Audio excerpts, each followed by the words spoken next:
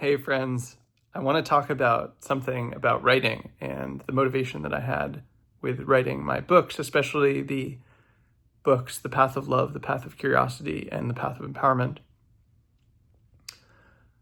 The general thing I want to say is that it's worth it to write a book, if only to clarify to yourself how you think about something you care about. I started writing those books with the Path of Love book, and that came about because I had Visa on my podcast, and I asked him why he was writing his books, why he wrote Friendly Ambitious Nerd, and at the time why he was writing What's Now Introspect, which has since been published. He was really struggling with his process, and I was kind of like, why are you putting yourself through this? And he explained what his reasoning was. And as he did so, he sort of indirectly convinced me that I should be writing books as well.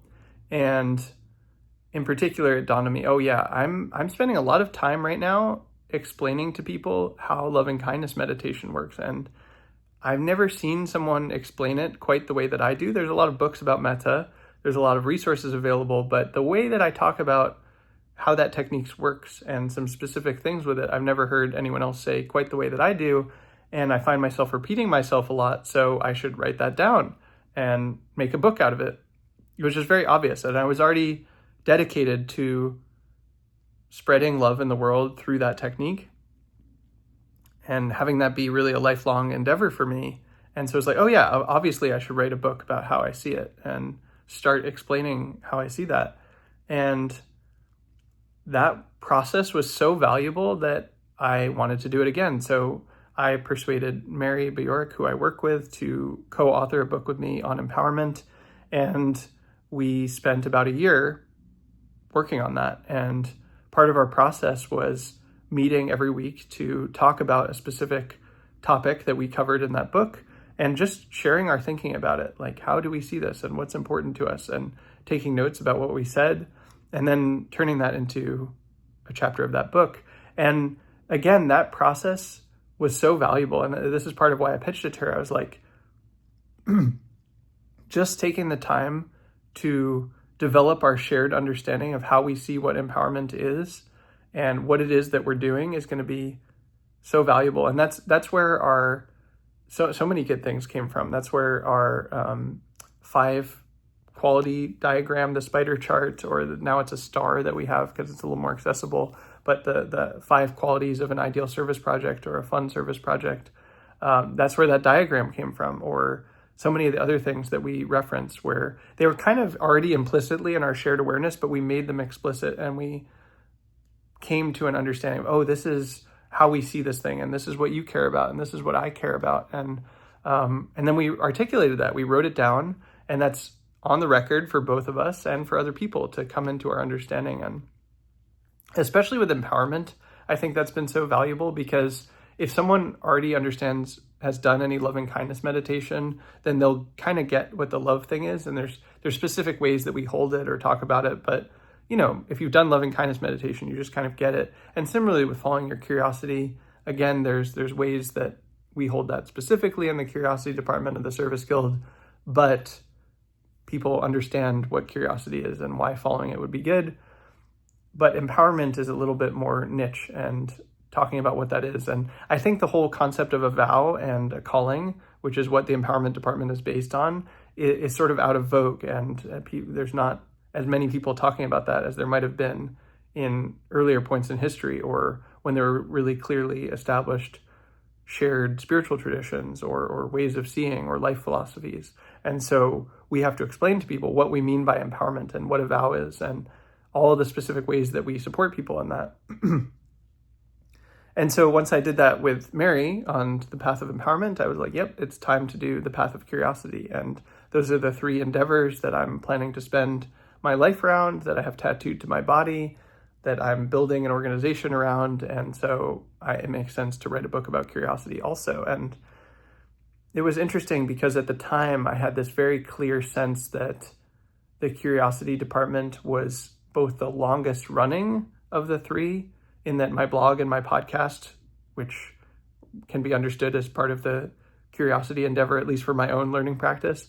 And it was also kind of the least robust and least healthy department and needed the most work. And So it was like, yeah, I'm going to take time to really think through what curiosity means to me and why I care about this, and make explicit things that have been implicit and make them visible and legible. And I already know in my body and in my heart why I care about these things and what they mean to me, but I need to verbalize that for myself and for others.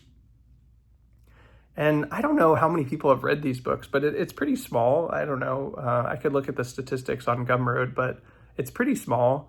And importantly, I don't think there's anyone who's read all three yet besides me.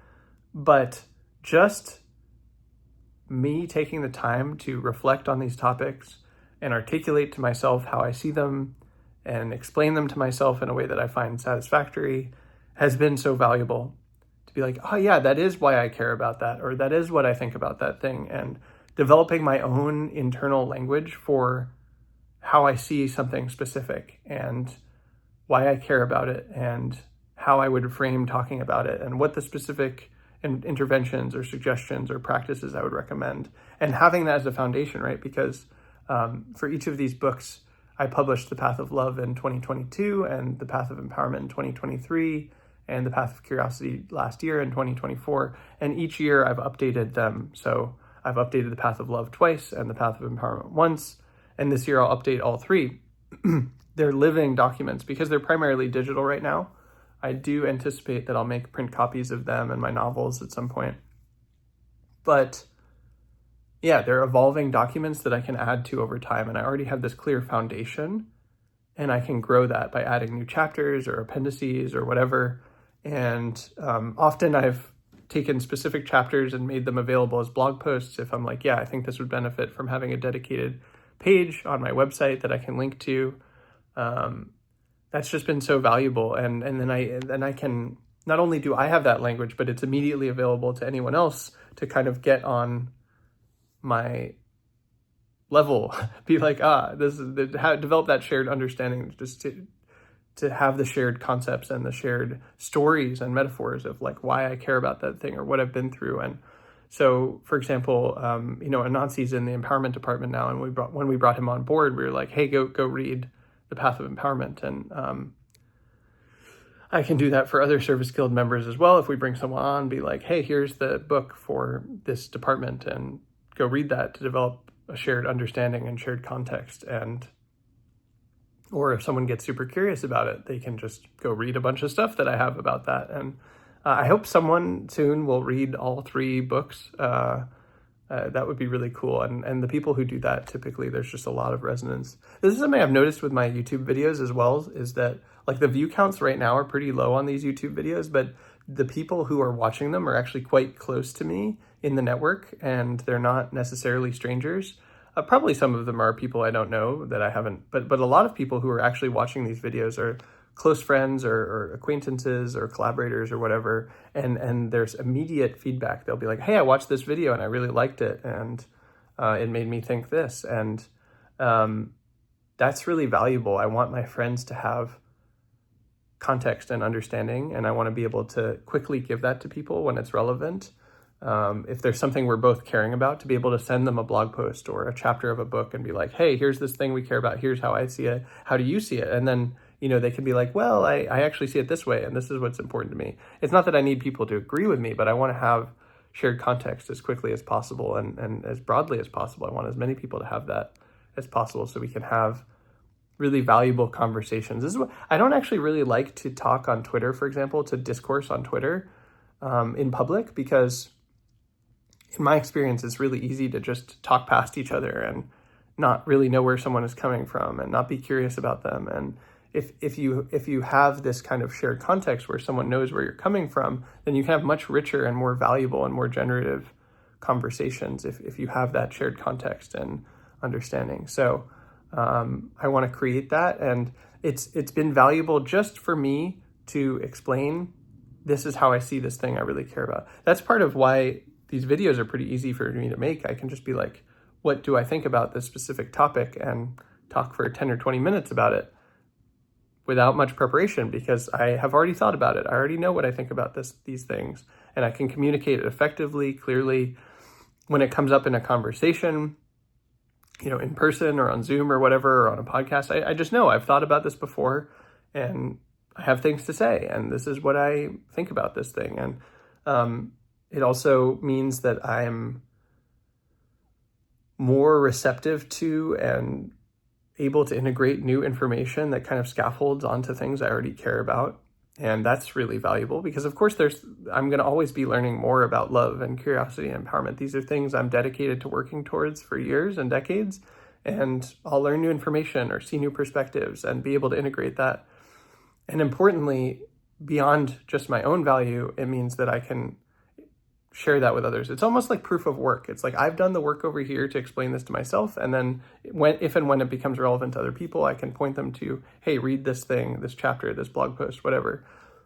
This says what you're interested in, and then we can have a more fruitful, generative conversation and connection about those topics that we both care about. So I have found the process of writing books to be incredibly valuable, even though I'm self-publishing them, even though few people are reading them at this point, just to be able to explain to myself, this is how I see this thing, to be able to articulate it well and in a way that I find satisfying. And that has created affordances for even higher level moves where I'm playing and operating at a higher level than I would be if I hadn't taken the time to articulate to myself how I see the things that I care about, why I see them that way, what I'm trying to do. Even if that was already all implicit, to make it explicit, to make it very clear, to make it persuasive, that's been so valuable to me, and I would recommend it to you. I would love to see more of my friends writing books, writing ebooks, distributing books. We live in a time where anyone can start a Google Doc or a document or a note and start collecting their thoughts. And once you assemble it into something, you can publish it as a blog post or a book. A book can usefully be seen as just a collection of blog posts. I mean, with the Path books, they're not like great books like the ones I read at St. John's. They're not amazing. They're not works of art. And in some cases, they're quite beautiful. I think we put a lot of artistry into the Path of Empowerment in particular because that made it fun for us. But I'm not trying to write the best ever book about these topics. I'm just trying to really clearly explain things that I care about. And I kind of foresee that I'll rewrite these books or write other similar ones in the future where I'll write them even better in 10 or 20 or 30 years and more clearly and more concisely. But that will be possible because I did the work now to expand at length about how I see them and digest that in that way. So I really recommend it to you. And if you write or want to write, just start that doc and start collecting how you see things. Copy and paste your notes and your tweets and just turn a sentence into a paragraph, turn a paragraph into a page, and just start wherever makes sense, and over time it'll take form, and it's worth taking the time to explain to yourself how you see it, and then if you do that, it's worth sharing that with the world. Even if a small number of people read it, even if nobody reads it, it's worth it. That process is so valuable, and I recommend it to you. So would love to hear what you think about this. Feel free to drop a comment, and take care, friends.